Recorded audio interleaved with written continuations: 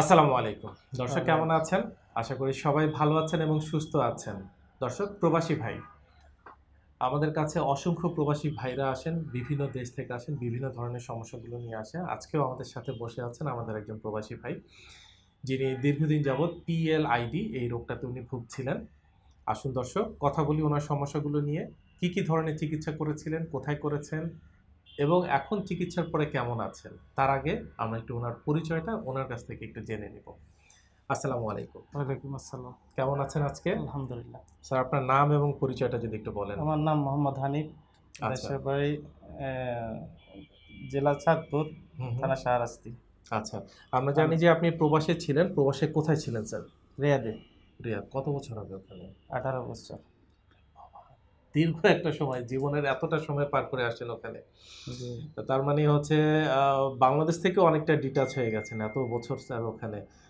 Sir, আচ্ছা, আমরা জানি যে আপনি আমাদের এই ডিপিআরসি হসপিটালে কিছু সমস্যা নিয়ে এসেছিলেন। মূলত আপনার রোগটার নাম ছিল পিএলআইডি। জি। তো কি হয়েছিল বা কতদিন আগে থেকে এই সমস্যাটা শুরু হয় যদি একটু বলতেন? আসলে স্যার, আমি সৌদিতে যখন ছিলাম হুম, হুম। অনেক দিন ধরে মাজা ব্যথা, অনেক টাইম ফিট ব্যথা, ঘাড় ব্যথা এরকম প্রবলেম দেখা দিছে, কিন্তু কাজ করতেছি, চলতেছি। হুম, হুম। হঠাৎ করেই একদিন পায়ে ব্যথা, প্রচুর ব্যথা। হুম, আমি কাজে গেলে পাও, যখন একটু দাঁড়াই থাকি পাও অনেক ব্যথা হয় এবং ফুলে যায়, পায়ের রোগ নিচে। হুম, হুম, হুম।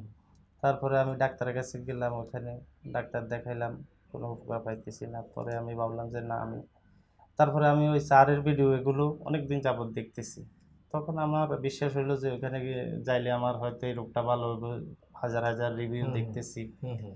তারপরে আমি আর ওদিক কোনো দিক না গিয়ে ডাইরেক্ট দেশে আসার পর এখানে আসলাম। এখানে আসার পর ভর্তি হলাম। স্যারে বললো যে 20 দিন থাকার জন্য। তো আমি 11 দিন থেকে এখন 90% সুস্থ আছি। তো এখন আমি চলে যাব আমার সামনে ঈদ, হয়তো বাড়িতে যাব কেনাকাটা করার জন্য, হুম, নইলে হুম, আরও হুম। কিছুদিন থাকতাম। আচ্ছা। তো স্যার, যখন আপনার এই ১ম প্রবলেমটা শুরু হলো, তো ওখানে কাজ করতে গিয়ে কি ধরনের সমস্যার সম্মুখীন হতেন? আমি যেহেতু একটু ভারী কাজ করতে হতো, আমরা জানি যে আপনি জি, আমি মূলত কুকিং পেশার সাথে আপনি জড়িত। জি, জি। তো কাজ করতে গিয়ে কি ধরনের সমস্যার সম্মুখীন আমি হতেন যখন ওখানে? দাঁড়ায় থাকতাম, মানে 2 মিনিটও দাঁড়ায় থাকতে পারতাম না। আমার পায়ে হুম, হুম। প্রচুর ব্যথা এবং পা ফুলে যেত, পায়ের গিরা। আচ্ছা। কিন্তু আমার মাজায় কোনো সমস্যা বোঝা যাইত না। কিন্তু হুম, হুম। সমস্যা তো মাজায়, হুম, মূল হুম, হুম। সমস্যা মাজা। হুম, হুম। তখন আমি ওই এক হাসপাতালে গেছি, ওখানে এরা ইনজেকশন দিছে। ৩ দিন ৪ দিন ভালো থাকতাম। তারপরে আবার ব্যথা আসতো। তারপরে আবার রিপ্লাই গেছি। যাওয়ার হুম, পরে এরা আমারে রেফার করছে অন্য হাসপাতালে যাওয়ার হুম, জন্য। হুম, হুম। ওখানে গেছি, যাওয়ার পরে এরা আমারে সাজেস্ট করলো যে এমআরআই করছে। এমআরআই করার পরে বলতেছে আপনার পিএলআইডি।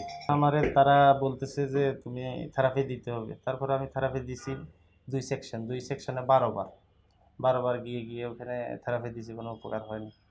তারপরে আমি আমার কোম্পানিকে আমার প্রবলেমের কথা জানালাম। তারা আমারে তারপরে বলল যে ঠিক আছে, তুমি দেশে যাও, চিকিৎসা করে আসো। তারপরে আমি ৫ মাসের ছুটিতে আসছি এখন বাড়িতে। আচ্ছা। এখন এখানে ট্রিটমেন্ট করে আমি আলহামদুলিল্লাহ। আগে পাও মনে করেন উপরে উঠেই যে কাইক হুম, হুম। দিতাম, হুম, এরকম হুম। পারতাম না। এখন আলহামদুলিল্লাহ আমি সুস্থ। আলহামদুলিল্লাহ। স্যার, আমাদের দেশে এবং দেশের বাইরে এরকম অসংখ্য মানুষ আছেন যারা এই ধরনের সমস্যায় ভুগছেন। তাদের জন্য যদি আপনি কিছু বলেন। হ্যাঁ, তারা অবশ্যই এখানে আসবেন। ডিপিআরসি অনেক ভালো চিকিৎসা এবং এদের আচার ব্যবহার অনেক ভালো। নার্স হইতে যত ফিজিওথেরাপি ম্যান আছে সবাই অনেক আন্তরিক। এখানে চিকিৎসা নিলে 90% লোকে ভালো হয়ে বাসায় ফিরে যেতে পারে। এই আমি আলহামদুলিল্লাহ। এই আমার আত্মবিশ্বাস এখানে আসার পরে দেখলাম। আলহামদুলিল্লাহ। দর্শক, শুনলেন, আমার এই প্রবাসী ভাই চিকিৎসার জন্য এসেছিলেন। আলহামদুলিল্লাহ আজকে সুস্থ হয়ে বাসায় ফিরে যাচ্ছেন। এরকম অসংখ্য মানুষ আসতেছেন যারা চিকিৎসা নিচ্ছেন দূর দূরান্ত থেকে। যারা এখন পর্যন্ত অসুস্থ আছেন, কোথায় যাবেন বা কি করবেন এই বিষয়টা নিয়ে যারা কনফিউজড আছেন, তাদের জন্য বলবো অন্তত একবার হলেও আসেন। এসে অন্তত দেখেন, বুঝেন। কারণ এখানে দেখার আছে অনেক কিছু, বোঝার আছে অনেক কিছু। অবশ্যই বুঝে, জেনে বুঝেই সিদ্ধান্ত নিবেন যে আপনাকে কি করা উচিত। ভালো থাকবেন, সুস্থ থাকবেন। আসসালামু আলাইকুম। আপনাকে অসংখ্য ধন্যবাদ স্যার। আসসালামু আলাইকুম। ওয়ালাইকুম আসসালাম। আপনাকেও অসংখ্য ধন্যবাদ। ডিপিআরস লিমিটেড, আস্থা, বিশ্বাস ও নির্ভরতায় অবিচল।